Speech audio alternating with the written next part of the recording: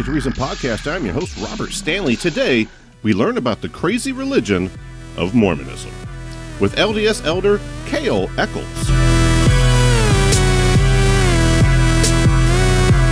It's the Right to Reason podcast. Whether you love them or hate them, one thing's for sure. The LDS Church is balling. For the first time, we have an idea now of how much the Church of Jesus Christ of Latter-day Saints Big Investment Fund performed over the course of a year. That fund is called Ensign Peak Advisors, and Fox 13 News investigative reporter Nate Carlisle found the public document showing how many billions of dollars it gained in 2020. Over the last year, the Church of Jesus Christ of Latter-day Saints has been more forthcoming about how it's investing tithing money. This latest filing with the Securities and Exchange Commission shows that despite the economic downturn of the pandemic, the Church's big investment fund made money. This filing with the SEC shows the holdings of Ensign Peak Advisors at the end of 2020. When added all up, it shows the fund gained more than $6 billion in one of the most difficult financial years in American history, finishing 2020 with $44 billion. Ensign Peak Advisors is thought to be the largest of the Church's investment funds, which in 2019 was said to be worth about $100 billion. A church spokesman declined comment Friday.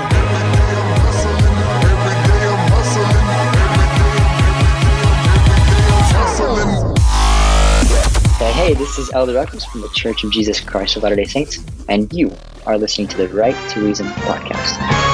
I believe that Satan has a hold of you. I believe that the Lord God has sent me here, and I believe that in 1978 God changed his mind about black people. Black people, you can be a Mormon.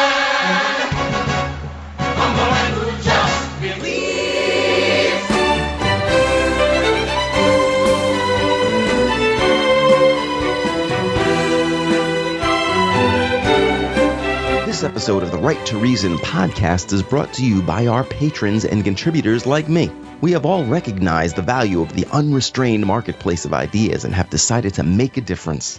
You can make a difference too. Contribute at patreon.com/right and learn more about your right to reason at therighttoreason.com. Your activism is appreciated.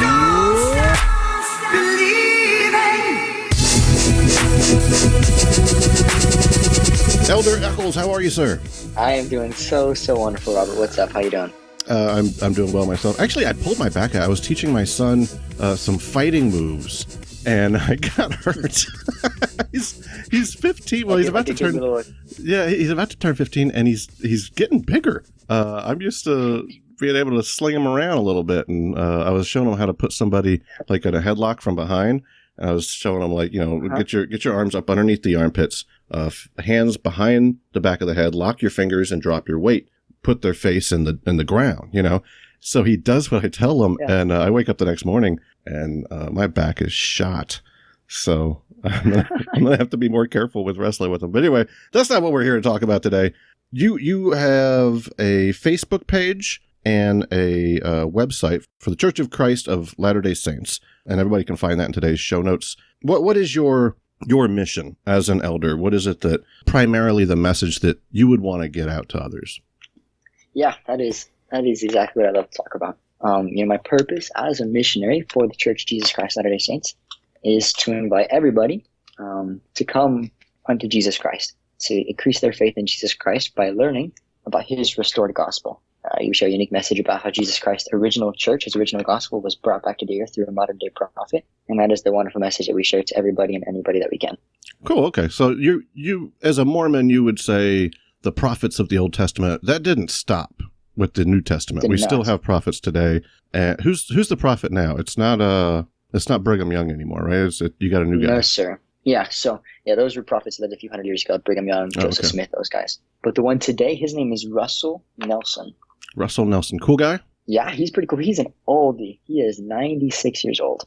So I'm going to say this, and please take it with a grain of salt, because I don't mean it as an insult to you, but just as a skeptical atheist myself, I I have always said this. Mormonism is my favorite religion out of all of them, but not because it's like I think you guys are like more accurate. It's actually because you got a lot of wacky stuff in those books. Pearl of Great Price, Book of Mormon. There's a third one, isn't there? Doctrine and Covenants. Doctrine and Covenants. Yeah. So the third one I haven't read. I read a lot of the Pearl of Great Price. That one was more historical, right? Am I remembering them correctly? Yeah. And then Book of Mormon, that one covered the story of Moroni. Ish, the story of the Nephite and the Lamanite people, which Moroni was the last Nephite person to live. It's got stuff that I don't think people know. I'll say it as kindly as I can. How much adventure's involved. It's got a lot of stuff that it would blow people's mind. That it's similar to Scientology, I think, in the sense of a lot of people don't know a lot about Mormonism. But one thing that I think you guys get painted with the wrong brush with is that the few things that people do know, they really hyperbolize. Like magic underwear. Like you guys don't actually think your underwear is magic, right? But no, sir. But I know that one. I have Mormon coworkers, and that one just irritates them because they're like, "What do you really think we're that dumb? You know, like come on, we're regular people just like everyone else. You know, we just have a different faith." But as far as the magic underwear, can you explain that one to everybody? Because I remember Bill Maher put out a movie called Religulous, where he said that magic underwear can stop bullets. That's what Mormons think. And it's like, no, they don't. Of course not. Definitely not. Yeah, so just briefly explaining that. So what they're referred to in the church is the temple garment. That is the name that's just referred to them. And so they're not special in any kind. They're not some fancy material. But simply what they are is a reminder of the promises that we make with God in our holy temples. You know, we believe we have a place, kind of like the temples of the Old Testament, to worship God, to make promises with God, to learn more about God. And the clothing, the garments that we wear are just a reminder of our experience at the temple. It certainly would help with issues of infidelity, which the other religions don't seem to do as well with. but I would think it would make it harder to cheat if you're wearing a cloth that was given to you by the temple, and it's more than just taking your wedding ring off. You know, like that would be to take that off. I would think would be a little more difficult. Mm-hmm. And they're not flattering, so it's not like you don't have sexy underwear. Like it's like in the moment of somebody having sex out of marriage or out of wedlock, there's this unflattering moment after the shirt and pants come off where you're like, that's not sexy. Like I would think that would play as a deterrent as well. Just being honest. That's funny. Yeah, that's hilarious. I love that. But it's really just like a t-shirt and boxers, right? Pretty much, yeah. And then the women, did they get like a one piece? No, they got the same thing. They wear boxers? Well, it's a little bit tighter, obviously. Okay. But, yeah. So they get the tighty whities, but the dudes get boxers. That's cool. What about what's some other ones? What are some of the misunderstandings that you've come across where you just kind of rolled your eyes like, no, we don't believe that junk? A lot of claims to adding to the Bible, and missing the mark on the Bible, which I actually know the Bible. I have several Bibles here in front of me. But I guess one thing would be misinterpreted that a lot of folks don't understand is the claim and the idea of polygamy and Joseph Smith, Brigham Young, those folks. I'm not sure if you've talked about that or studied that or a little bit. Like you guys get to have multiple wives in heaven, and it's not that polygamy's bad. It's just that legally speaking, you've decided as a church to cut it out. Is that a fair way to understand it? No, so it didn't have anything to do with the legal stance. Oh. The church wasn't, as an organization, the church wasn't pressured by government, state laws, national laws to abandon polygamy. There was a revelation given to one of the prophets of the time that polygamy was not necessary. It was not to be followed, and the statement you made about multiple wives in heaven, that's not what it is about. We believe that there have been times in the past where God did allow polygamy to happen to further his purposes on the earth. And the time we live in today is not a time where we do that. And those found practicing polygamy will be excommunicated from the church. There's nothing that we have to do with that today. Okay. So at one point it was allowed, and then that rule was changed. Is that fair? Yeah. God speaks to his prophet to give us direction how the church needs to be organized and run. And there came a time where polygamy wasn't in the cards. Oh, I got a good one. What about racism? Didn't you guys used to be kind of racist, and then like the prophet fixed that?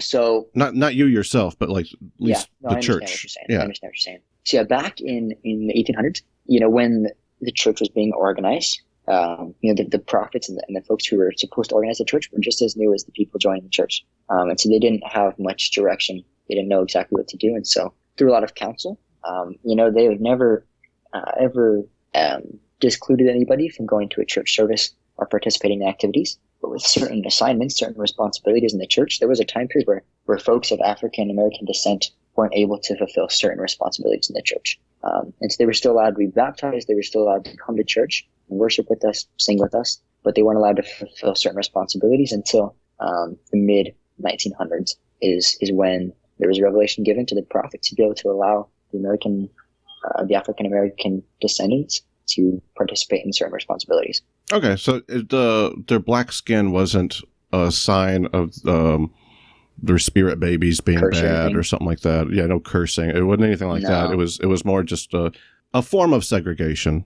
A little bit, and you can, if we look in Jesus Christ's time, Jesus Christ specifically counseled his apostles, the people he sent on mission trips, to preach to certain people. He specifically states that you were to preach to the Gentiles and not to the Jews. He kind of segregated that and put a division on the people that they could and couldn't teach for whatever purpose it was. But this wasn't the first time that some sort of quote unquote segregation was found within Jesus Christ Church. But I think it's a huge blessing in my life. I have so many friends that I have baptized and brought to the gospel of African American descent. I'm so glad that we live in a time where that is allowed for them to progress in the gospel and to take on certain leadership assignments. Yeah, Jesus even referred to people like you and I as dogs. Remember, non-Jewish people. Yeah. Uh-huh. So I think he was a little racist. If that's how we're gonna use the word, differentiating how you treat someone or regard someone based on the color of their skin. I would say that Christ certainly did that as well.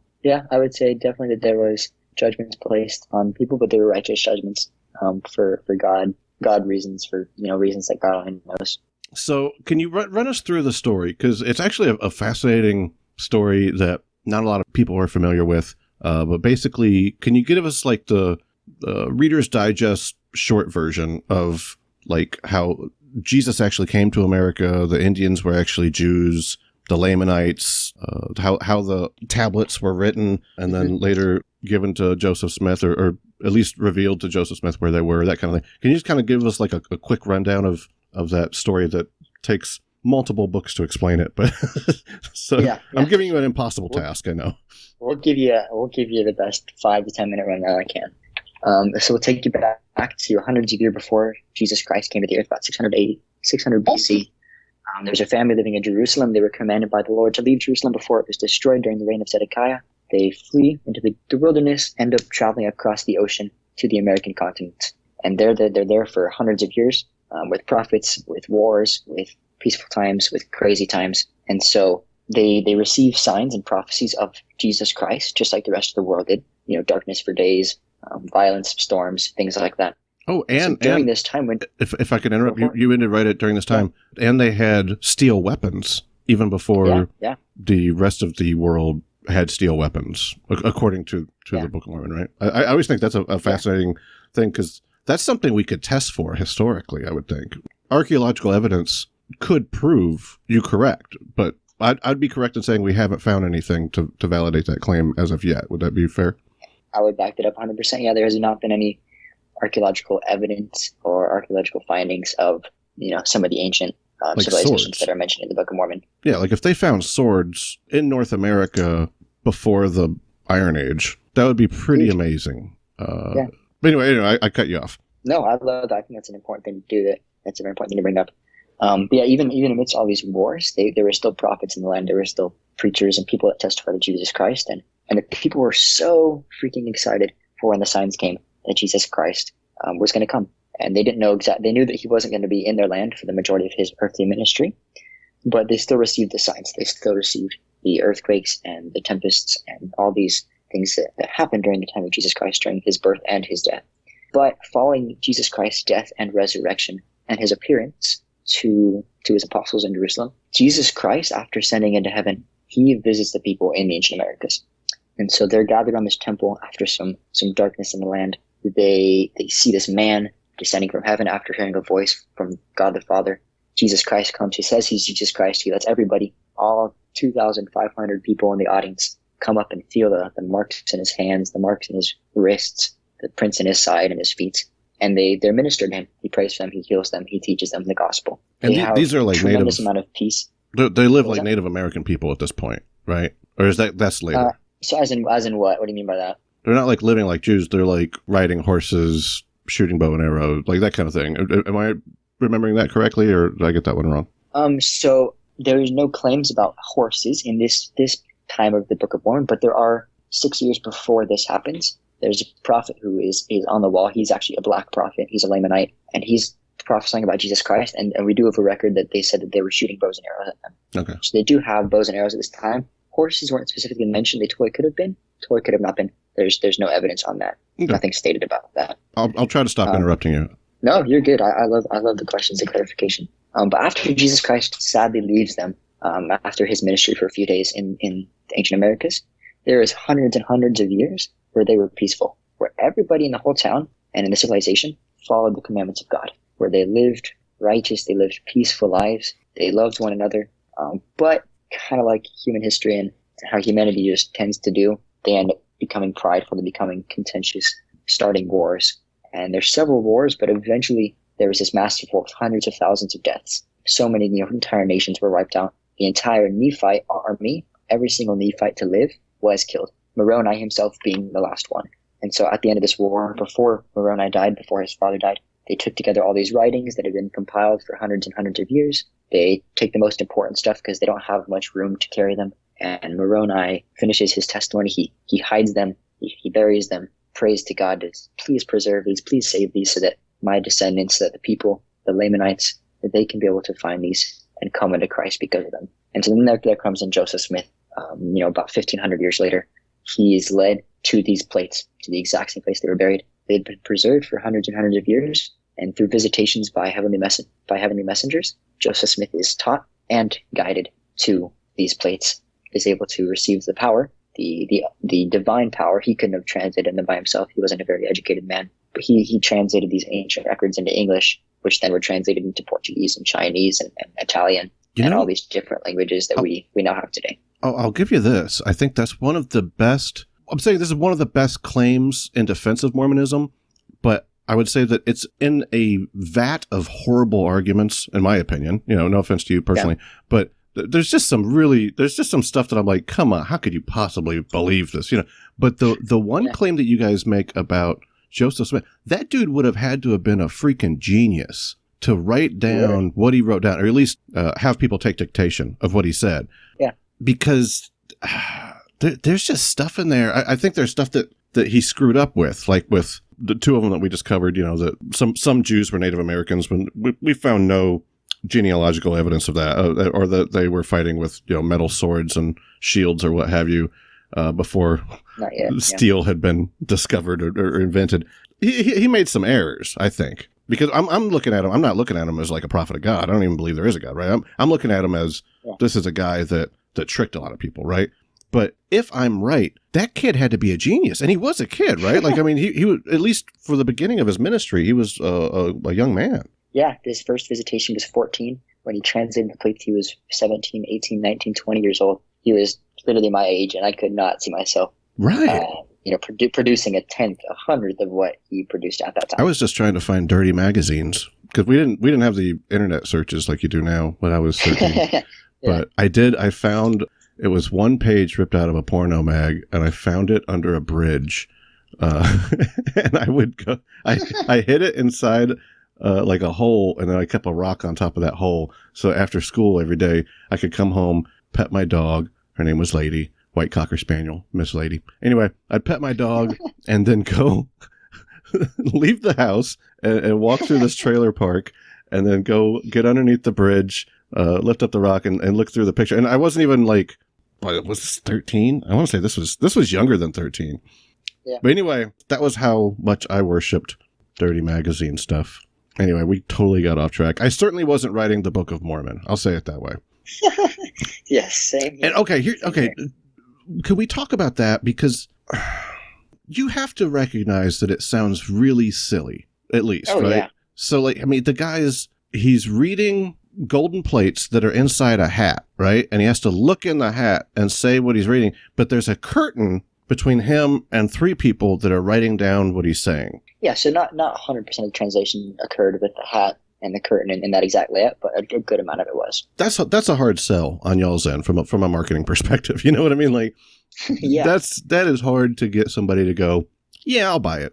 Reading. I think it really does. Yeah, and so I think it really does. You can take it with the perspective of 2 ways. You could take it as, oh man, golly, that's crazy. That's silly. I'm not buying that. Kind of like what your view on it is. Mm-hmm. And there's the alternative view, which I've taken. I can definitely say I've looked through both eyes. And this second view is, okay, if I look at the life of Joseph Smith, the record, the things that he said he did, things that he claimed to do, you could take that as silly, you could take that as kind of crazy, as he was a genius, or you could take that as, wow, the power of God is real. He is able to do things that really are humanly possible, like translation of an ancient lost language, like performing certain miracles and doing certain things in a time span that is humanly impossible. So I think there definitely are 2 ways to look at it. And both ways do bring up concerns, but we have our powerful mind to distinguish between right and wrong and what leads us to be better. He had a tough life too, old Joe Smith. Yeah. I remember reading about how he had been tarred and feathered. Like every town he was in, everybody was wanting to kick his ass. It was a rough road for him, and he was a funny guy too, right? Didn't he have like a big sense of humor? Oh yeah, he had a huge sense of humor. I remember there's a story where he was walking home from an appointment, some kind of, whether there's preaching or whether it was some sort of thing that he had to do. He was walking back with one of his secretaries who'd kind of kept his schedule for him, and his secretary made a joke at him, and so he said, "Hey, square up." And so they started wrestling. He ended up breaking his secretary's leg after wrestling with him, just after making a joke, and then had to pick him up and carry him back home and carry him there. So he definitely had a huge sense of humor. That doesn't sound funny at all. That's the least funny story I've ever heard. It's funny though. It's like it's kind of synonymous with my story I started off with my son and I though. Yeah, how it just gets out of hand. The one I heard about him was that folks were arriving to join the Mormon faith via boat, and he was standing like with like a clown mask on or something like that, and like mocking them. Like, I can't say I've heard that one before. Yeah. So like he was joking around and acting like a fool or something. Like he was saying stuff like making fun of Joseph Smith, like as if he wasn't Joseph Smith, And they were like, "Hey, you shouldn't talk that way about Joseph Smith." And then he took off his mask and he's like, "I am Joseph Smith." And they were like, "Oh snap!" Oh, This dude. I don't know if that one's accurate. That's something I had heard from a Mormon. But yeah, I've never heard of that one before. I definitely have to look that one up. I wanted to ask you about Mark Hoffman. His story is so awesome. You know about this dude, like the salamander guy, the bomber? Yeah. Could you tell everybody his story real quick? Because that one is so funny to me. So I'm not going to say I'm the most knowledgeable. I mean, I am familiar with the overview of this story, but I know that there was a member of the LDS church, and for some reason had some personal problems with the church, and so he decided to kind of scheme up this story. And he was an amazing, con artist, built a forger of documents, and so throughout several years of his life, he was able to create and quote, replicate or find these documents that Joseph Smith himself wrote and passed them off as original documents from the hands of Joseph Smith and the early prophets, claiming that the visions that he had, the plates, the certain things that he claimed to do were all fake. They were all phony. And he definitely convinced so many people, so many different government leaders, several church leaders, a lot of people of the church to believe that Joseph Smith was a fraud based off of the grandeur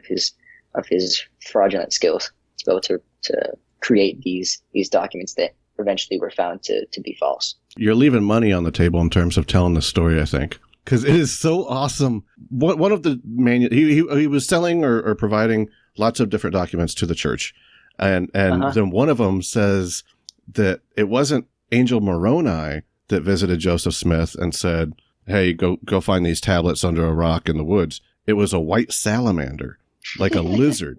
And that's when everybody was like eating up everything that he was giving them, all the forgeries. They were eating it up. And then he says it was a white salamander. And you could just imagine, these, what do you call it? The Council of the 12 or something like that?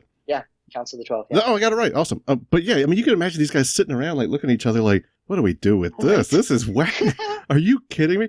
And then after he gets busted, well, first they were like, oh, this must be true because it matches up with all these other manuscripts. But then they find out, well, these other manuscripts, this guy also gave us. So the handwriting and the ink and everything is lining up because he's been providing us this stuff all along. So much, we trust him so much that the evidence that we used to validate the White Salamander documents were also his or from him, from Mark. And then he gets pissed and starts bombing people, like with car bombs. Or one was like in a bush, and then he actually blew himself up at one point. Didn't he like blow his hand off or something? Yeah, he did. I mean, the story's nuts. Wikipedia describes it as Mark William Hoffman, born December 7th, 1954, is an American counterfeiter, forger, and convicted murderer, widely regarded as one of the most accomplished forgers in history. Hoffman is especially noted for his creation of documents related to the history of the Latter-day Saints movement, the Latter-day Saint movement.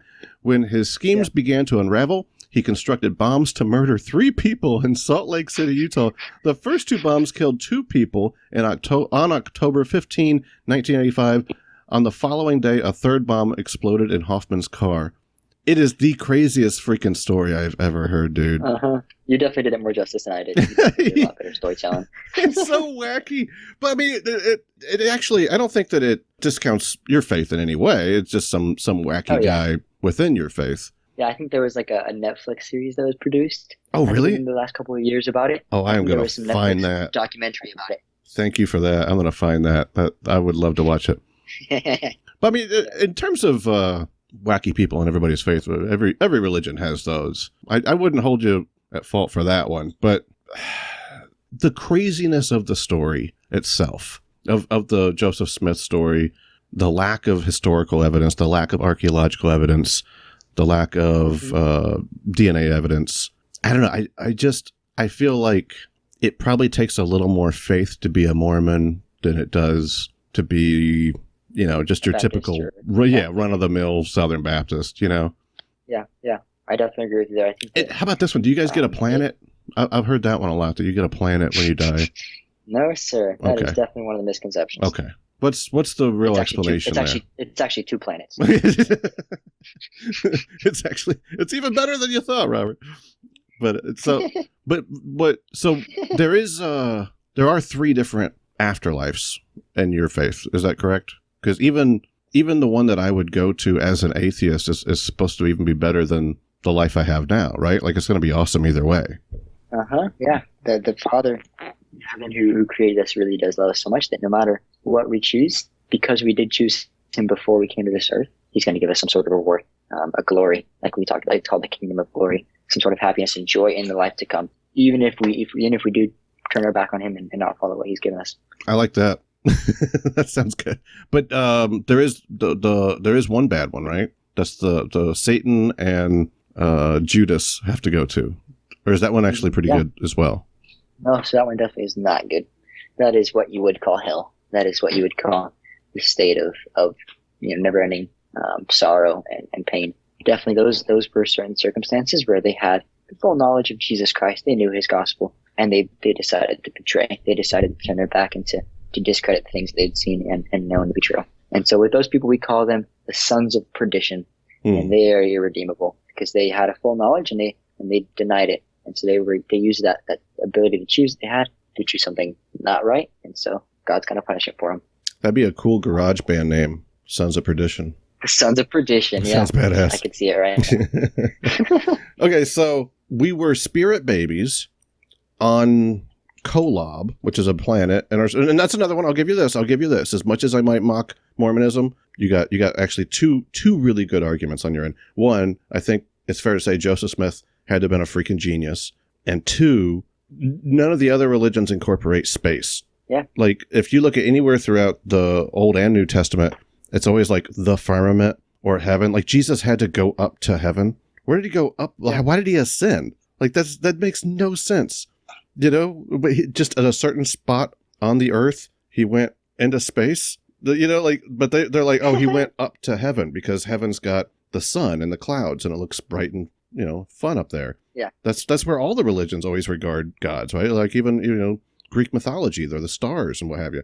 You guys actually incorporated space, which, I think you should get some props on that one. You got that one right. But that was after we discovered space, so I guess it's only natural that you would. But anyway, we come from Kolob as spirit babies, where God and Jesus were they brothers? No, so like the rest of Christianity, God is the Father, Jesus Christ is the Son. Oh, that's what it was. We're brothers. We're brothers with Jesus on almost an equal level. He was just the one that was chosen to die for everyone's sins, but we're all brothers and sisters. That's what it was, right? Okay. Yes, and sir. then how did we get here as spirit babies? Yeah. And what is a spirit baby? So I don't typically refer to it as spirit baby. I definitely understand what you're saying. But our spirits, they existed before our bodies did. We had intelligence, we had knowledge before we had fingers and toes and belly buttons and all these physical things that we have right now. Is that the wrong term? Is that not a term you guys use? Spirit babies? Spirit babies? Yeah. No, we don't. That's not okay. You're probably thinking I was trying to be disrespectful there. I thought that was actually what you guys called it, but okay. I'm sorry. You're good. No, we definitely call ourselves spirit sons and daughters of Heavenly Father. Okay. But spirit babies is not disrespectful. I understand what you're saying about spirit babies.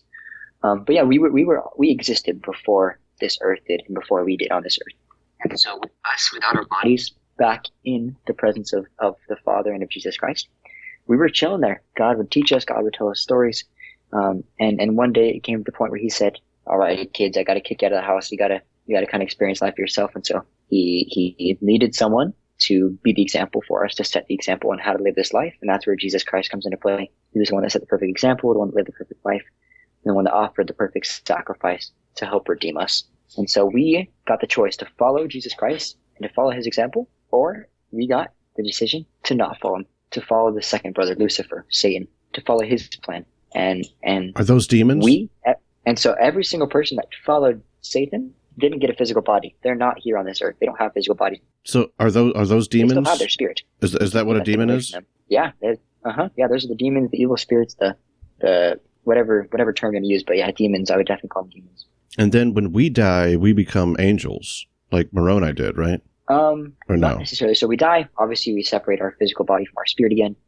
And then soon enough, we participate, I guess you could say, in the resurrection. We receive a resurrected body. So just like Jesus Christ came back to the earth with a perfect body, we, again, just like him, we will have a perfect body. Well, it wasn't that perfect. It had holes in it.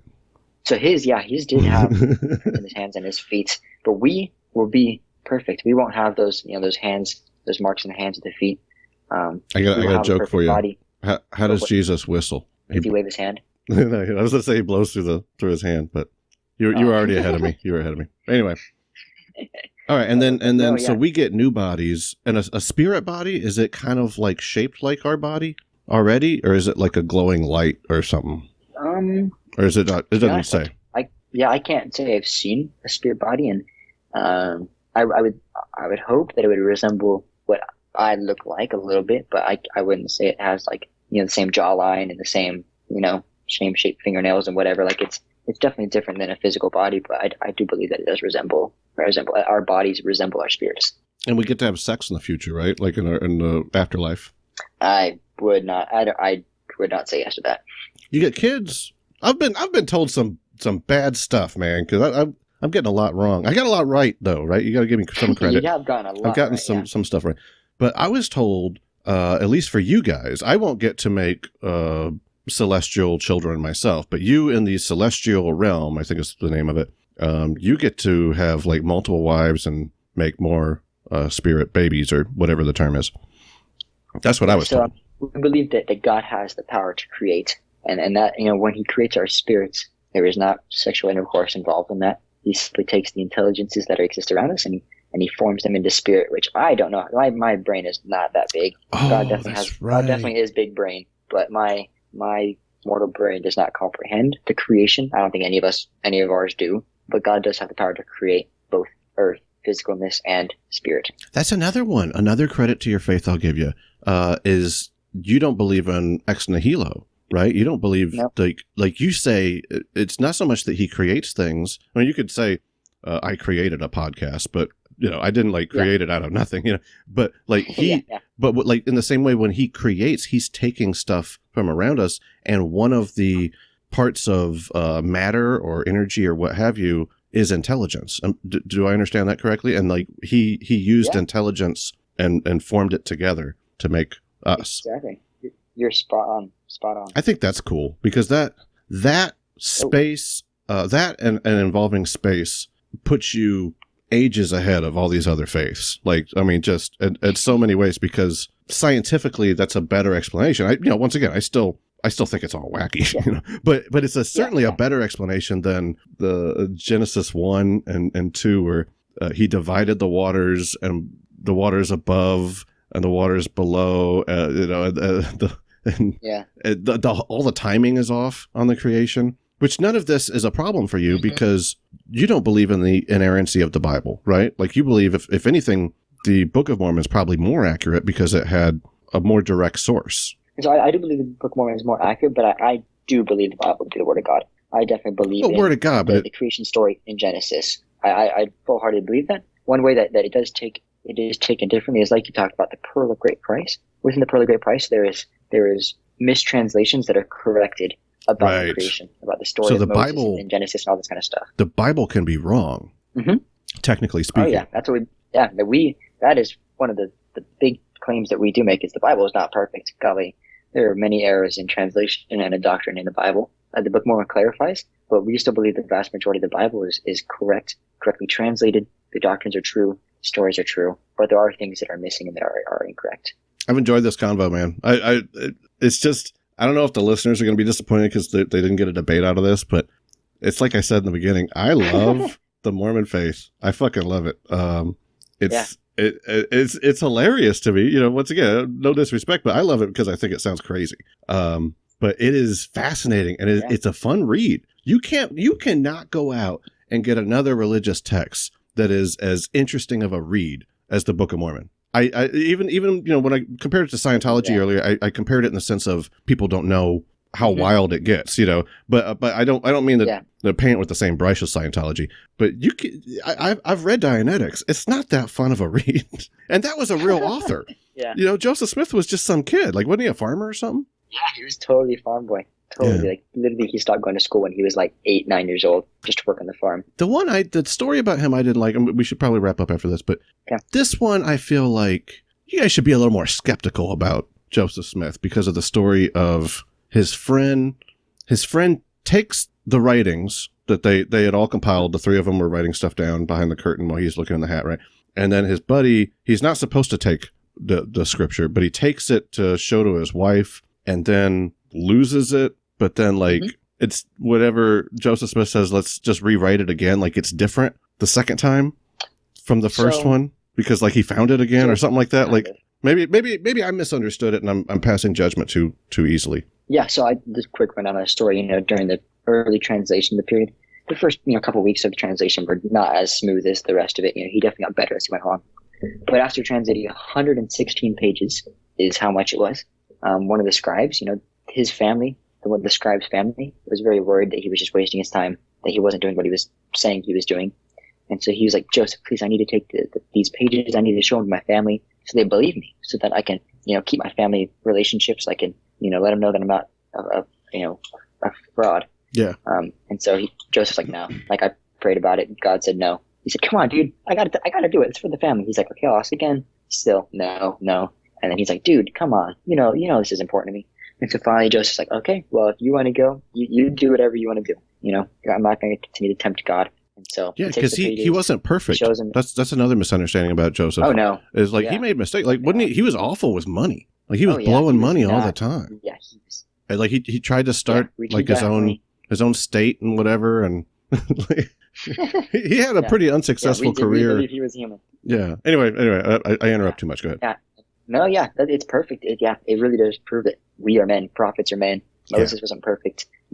These different prophets weren't perfect, and Joseph Smith is no exception. But he eventually gives him these 116 pages. He puts him under contract, both from God and a physical contract where he signed, saying that he would only show it to X amount of people. To, his mom, his wife, cousins or whatever, whoever was going to be in the household. He could only show it to them. He goes there, travels there, makes it safely, shows them the manuscript. On the way back, he ends up showing it to more people and loses it as a result of breaking that contract. And so the pages were never found. They were never rediscovered. But what we know is that those are completely lost. Those records are lost, never to be found again.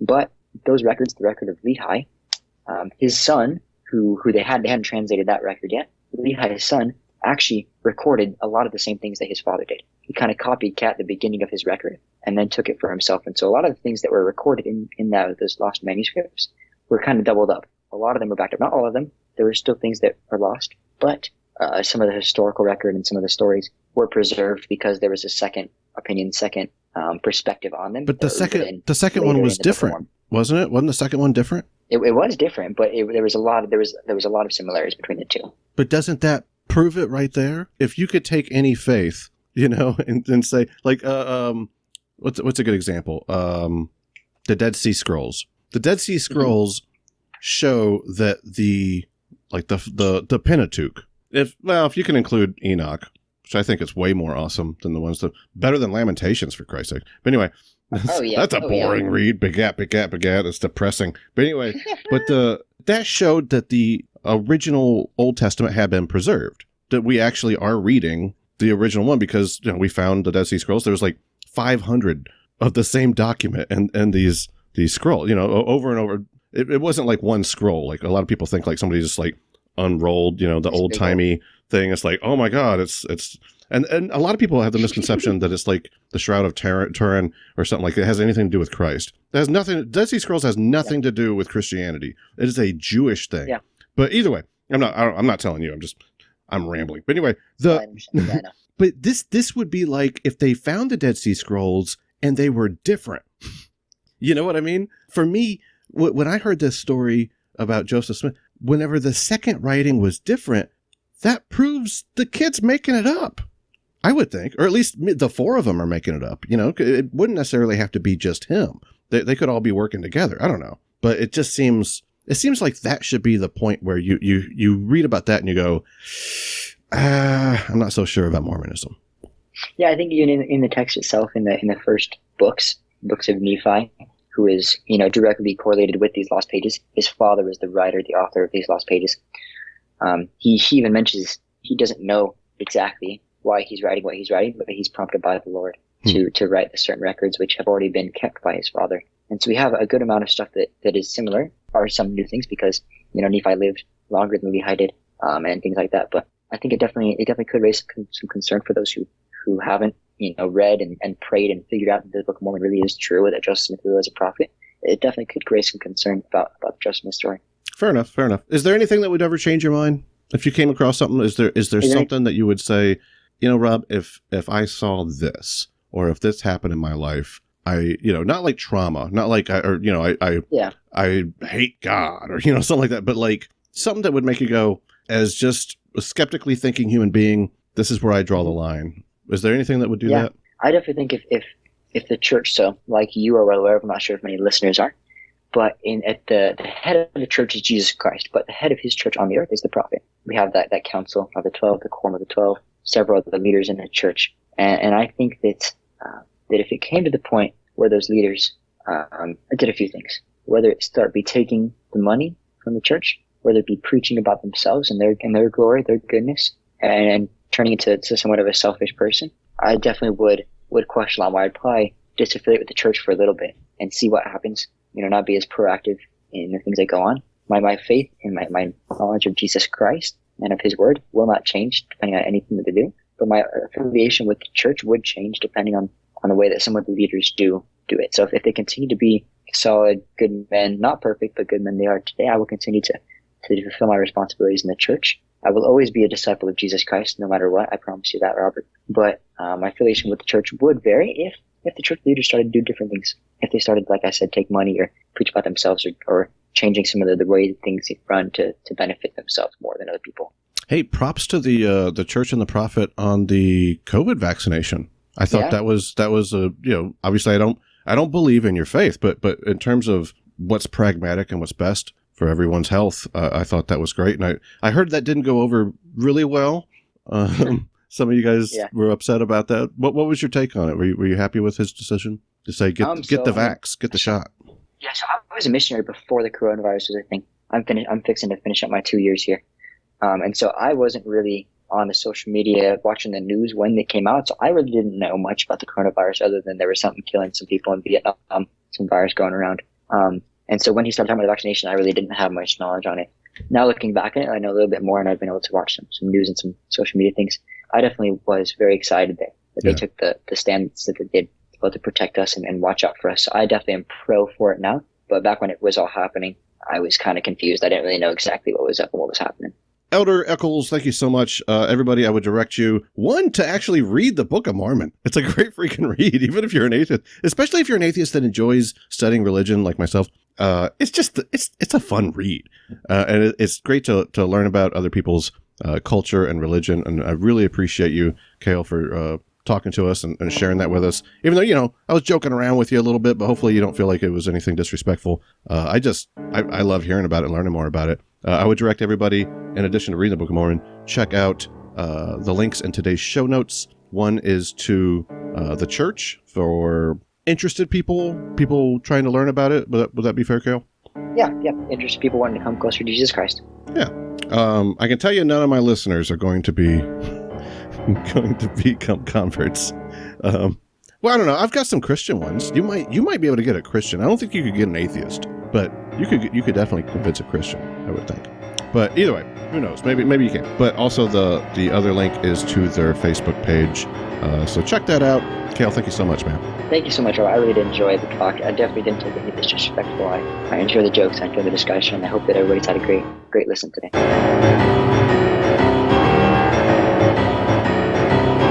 Thank you to Cale. Thank you to Dave Blair at DaveBlairMusic.com. Thank you to Feedspot.com for promoting the Right to Reason to the top 10 atheist podcasts. Thank you to our patrons, Jason Parker, Freethinker215, Alan Marks, Phyllis Spawn, Bernard Lamberell, Enema Man, Larry Wilson, Brittany Catherman, Catherine Class, and our top supporter, Rob Montgomery. You can support this broadcast at patreon.com/right and learn more at therightoreason.com. Next week, I'll be moderating a debate between a conservative and a liberal.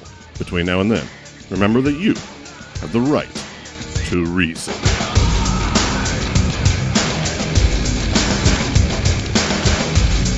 I am no longer blind to religion. I am a proud atheist. I am no longer blind. Yeah, I'm no longer blind because I'm an atheist. This is the Right to Reason podcast. This is the Right to Reason podcast.